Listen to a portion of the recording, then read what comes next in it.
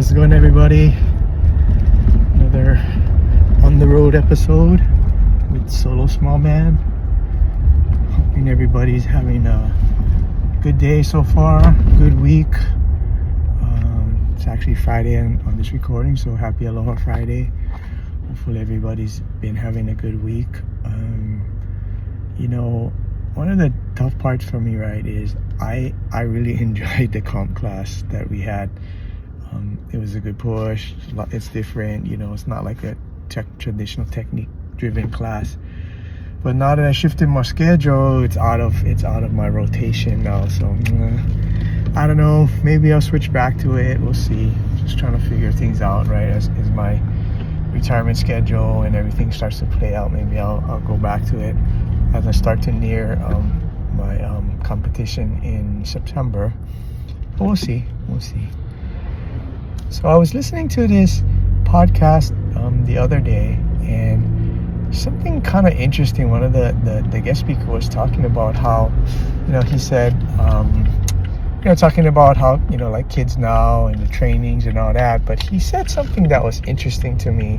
He said that if he had a kid for 10 years, he could build that kid to a really high level competitor, right?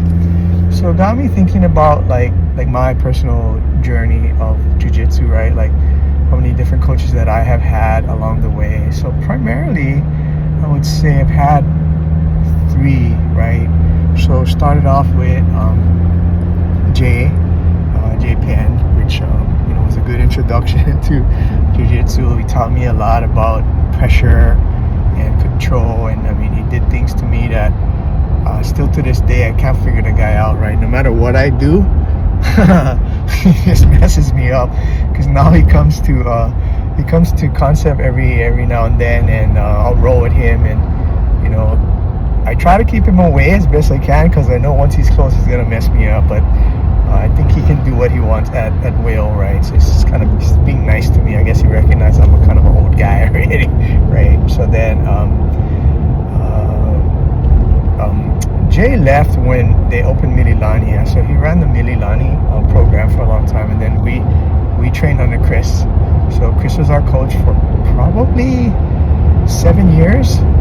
So we learned a lot from Chris, right? I think a lot of our core foundational things that we have still to this day, there's techniques that I pull out of my hat, right? Like, I never do this a long time. Then, and then I remember, that's something we learned when we were working with Chris. Yeah, so we got a lot of training under him.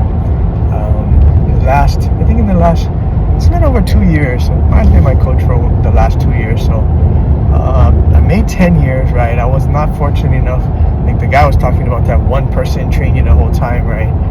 But is that really the best for somebody, to learn a specific style?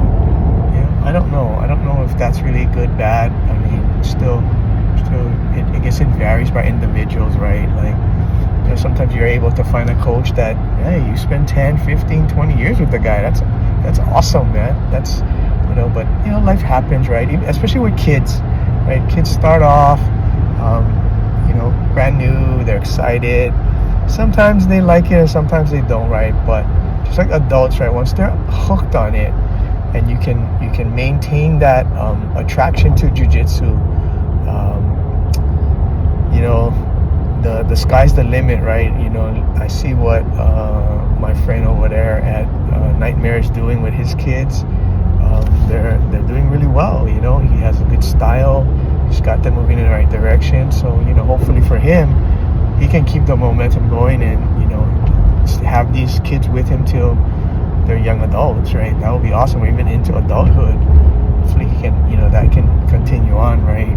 So I think to be able to have a good leader, or a good instructor for 10 years plus, I think it's kind of rare nowadays. Like people move, sometimes too, right? So it doesn't necessarily always have to be the student changes, right? Sometimes the instructor changes too, right? So you're going to a school, instructor changes out, especially nowadays with jiu-jitsu, there's a lot more opportunities, different schools popping up.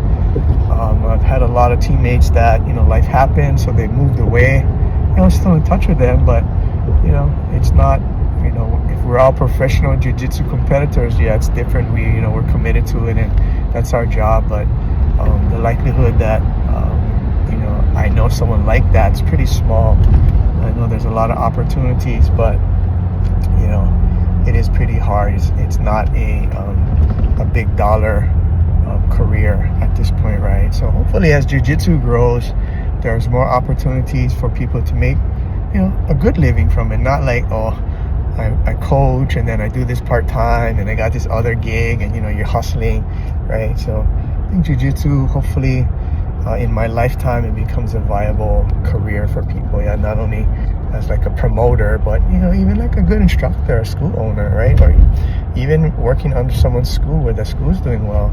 Right now, yeah, you're not running a school to get rich. That's not in your cards, right? It's because you love the sport, you have a passion for it, and you're able to share that knowledge with others. So yep. All right, guys, thanks for hanging in there. Catch you on the next one. Us.